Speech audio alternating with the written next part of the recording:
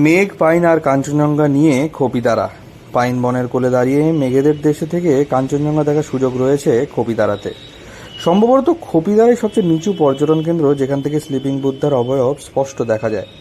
একই সঙ্গে এক ফ্রেমে দার্জিলিংয়ের পাহাড় থেকে শুরু করে সিকিমের পাহাড় দেখারও সুযোগ রয়েছে এখানে। পশ্চিমবঙ্গের সর্বোচ্চ শৃঙ্গ সান্দাকফুর পাদদেশে অবস্থিত ছোট্ট এই গ্রাম খপিদারা। প্রত্যেক পাহাড়প্রেমী মানুষরা ছুটি পেলেই ঘুরে আসেন পাহাড়ে। শান্ত শীতল আবহাওয়ায় যেন নিমেষেই মন ভরে যায় তাদের। রাতের অন্ধকারে টিমটিম করে জ্বলতে থাকা পাহাড়ি গ্রামের আলোগুলি যেন জোনাকির মতো ধরা দেয়, আর পূর্ণিমা রাতের আলোয় মুড়ে থাকা পাহাড় যেন এক বাড়তি পাওনা। শহরের কোলাহল ছেড়ে কয়েকদিন নিশ্চিন্তে কাটাতে ঘুরে আসতে পারেন অফবিট এই গ্রাম খপিদারায়। होगा जैसे कि आप इधर आएंगे मानेभंजन से थोड़ा 3 किलोमीटर इधर ऑफबीट एरिया है ये। तो आपको इधर में सभी चीज का सुविधा होगा। अगर आप ट्रैकिंग जाएंगे तो ट्रैकिंग भी कर सकते हैं, नहीं तो आपको लैंड रोवर भी यहाँ का मिल सकता है। यहाँ यहीं से आप गाड़ी से भी जाएंगे तो उसका भी आपको हो जाएगा बंदोबस्त, क्योंकि लैंड यहाँ पे ऑर्गेनिक होता है, सभी कुछ होगा। आपको देखिए ये कैबेज होगा, फूल गोभी होगा, कैरेट का होता है। यहाँ पे ऑर्गेनिक खाना मिलेगा। जब भी कोई गेस्ट आता है तो हम यहाँ पे जो होता है जिसका सीजन होता है, हम लोग एकदम बगीचे से ऑर्गेनिक ही उनको खिलाते हैं। সান্দাকফুর গেটওয়ে মানেভঞ্জন থেকে মাত্র 2 কিলোমিটার দূরে অবস্থিত এই খপিদারা গ্রাম।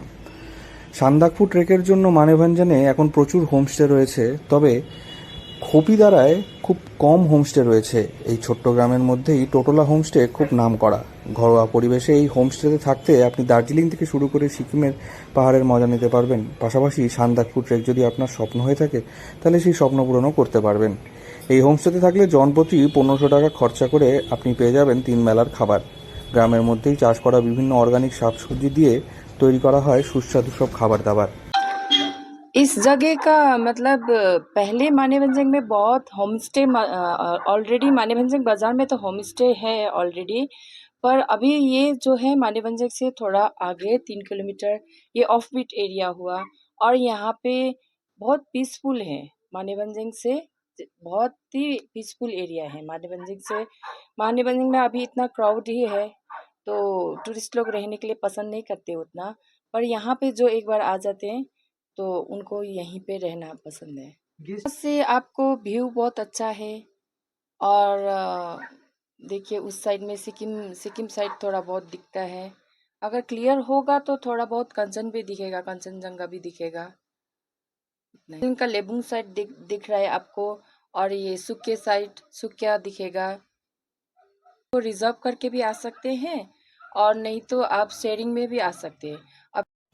তাই দেরি না করে পাহাড় ভ্রমণের কথা ভাবলে অবশ্যই ঘুরে আসুন এই গ্রামে। চারিদিকে পাহাড় ঘেরা অসম্ভব সুন্দর এই খপিদারা গ্রাম আপনার মন ভরিয়ে দেবে। সান্দাকফুর পাদদেশে অবস্থিত এই গ্রামের হাতের নাগালেই রয়েছে সিঙ্গালীলা জাতীয় উদ্যান, যেই পথ ধরে আপনি হেরিটেজ ল্যান্ড রোভার অথবা পায়ে হেঁটে সান্দাকফুর ভ্রমণের মজা নিতে পারবেন।